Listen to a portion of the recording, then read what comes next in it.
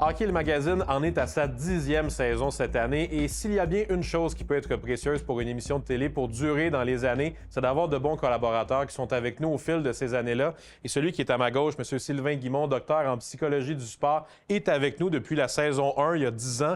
Merci Sylvain d'être là. Ça ne me rajeunit pas, ça, là. Non, mais on est content de t'avoir avec nous depuis une décennie. C'est spécial quand même. Merci d'être avec nous à chaque année. Très plaisant. Très heureux de faire ça avec toi, Jasmin. Chaque saison, c'est un nouveau défi, puis c'est plaisant. J'adore ça, notre collaboration ensemble. On a eu de belles discussions au fil de ces années-là, puis on va en avoir encore une fois cette année. Tu vas être avec nous pour plusieurs segments tout au long de la saison. On va essayer de construire ça un peu sur certains sujets d'actualité. Et le premier qui nous est venu en tête, on voulait revenir un peu sur la cérémonie d'ouverture de la saison 2024-2025 du Canadien. Vous allez vous demander vers où on s'en va avec ça. Mais ça a été un moment qui a été très intéressant lorsque Luc Picard a lu un message, d'abord de lui-même dans le Centre Bell, et ensuite une vidéo qu'il y a eu. Toi, ça t'a rappelé un moment, Sylvain, que tu avais vécu il y a plusieurs années avec Stéphane Laporte et Michel Therrien. Raconte-nous d'abord ce moment-là. Quand je suis arrivé avec le Canadien de Montréal, une des choses que je voulais mettre en place avec Michel, on voulait absolument que les joueurs aient un sentiment d'appartenance puissant à l'équipe. Mais on voulait aussi que les joueurs sentent que le Canadien de Montréal, ça fait partie de la société québécoise. Notre identité commune à chacun d'entre nous, c'est le Canadien de Montréal. Donc, j'ai demandé à Stéphane Laporte de venir nous rejoindre au Centre Bell, en fait, puis Stéphane nous a écrit de quoi d'hallucinant. Stéphane, qui est journaliste, auteur, qui a un paquet de rôles, mais qui a une plume incroyable qu'on lit dans la presse. Il écrit d'une façon exceptionnelle. Donc, Stéphane a fait une lettre adressée aux joueurs qui donnait l'importance ce que c'était que de jouer pour le Canadien de Montréal. Et à la fin de la lettre, ça disait « Le Canadien n'appartient pas au Molson, il m'appartient à moi et depuis toujours. Je l'ai reçu de mon père qui l'a reçu du sien et je le donnerai à mes enfants. » Et ça, c'était vraiment puissant et traduit dans chacune des langues des joueurs qu'on avait remis justement aux joueurs pour qu'ils sentent que c'était important de jouer pour le Canadien de Montréal. Donc, quand j'ai écouté ce que Luc a dit, c'était exactement ou presque les mêmes propos que Stéphane Laporte avait eus. Et donc, ça m'a rappelé ces beaux souvenirs-là que j'ai eu avec le Canadien de Montréal. Tu es une des personnes au Québec, Sylvain, de par le rôle que tu as justement avec le Canadien, avec des équipes sportives, d'avoir un lien privilégié parfois avec des athlètes qui se confient à toi. Puis en même temps, d'un autre côté, via les conférences que tu fais, les salons du livre, de rencontrer les amateurs, les partisans du Canadien. Tu as les deux dualités un peu. Est-ce que tu sens que les joueurs du Canadien sont conscients de ce que ça représente de jouer pour le Canadien de Montréal? Je pense de plus en plus maintenant.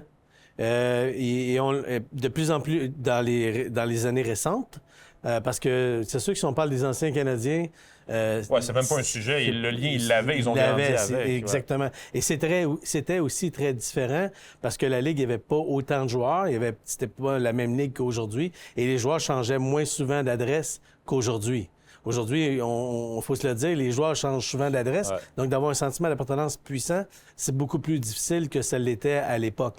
Mais en ce moment, ce que je sens du Canadien de Montréal, et surtout grâce à Martin Saint-Louis puis à l'équipe de la direction, pour eux, c'est important, puis ils le rendent bien aux gens. Puis ce que j'aime, c'est... puis grâce à une collègue qu'on a eue ensemble, qui est là maintenant au niveau des communications. Chantal. Mais Chantal fait en sorte que les joueurs savent comment c'est important et je trouve que c'est bien que le Canadien ait pris Chantal parce qu'elle a les deux côtés de la médaille. Le club de hockey canadien, mais elle sait comment les médias, c'est important parce que c'est les médias qui sont exactement le trait d'union entre l'organisation et les fans. Est-ce que tu as l'impression, Sylvain, que c'est quelque chose qui peut se travailler avec un joueur, de développer un sentiment d'appartenance? Quand il y a quelqu'un qui rentre dans ton bureau, qui peut-être se sent moins attaché émotivement à l'équipe, peu importe pour laquelle il joue, est-ce que tu as des réflexes, toi, à lui communiquer? C'est tellement important ce que tu viens de demander là. Puis là, les gens vont comprendre l'importance du sentiment d'appartenance.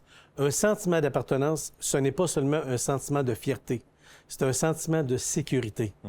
Quand tu appartiens à une organisation ou à une équipe, ce que ça fait, c'est que ça te place en sécurité. Tu vois, nous, on a un sentiment d'appartenance puissant avec RDS. Bien, on se sent un peu comme chez nous. C'est comme un peu notre résidence, c'est un peu comme notre famille. Ben oui. Donc, un sentiment d'appartenance puissant, c'est comme si on revenait à la maison. There's only one place called home. Et c'est ça que ça veut dire un sentiment d'appartenance. Oui, il y a une fierté, mais au-delà de ça, c'est surtout une sécurité et de sentir que j'appartiens à cette équipe-là, donc j'ai ma place. Et l'être humain, ce qu'il cherche dans la vie, c'est d'avoir sa place. il cherche d'avoir son identité, de sentir qu'il est dans un groupe, qu'on prend soin de lui, qu'il est heureux à l'intérieur d'un groupe.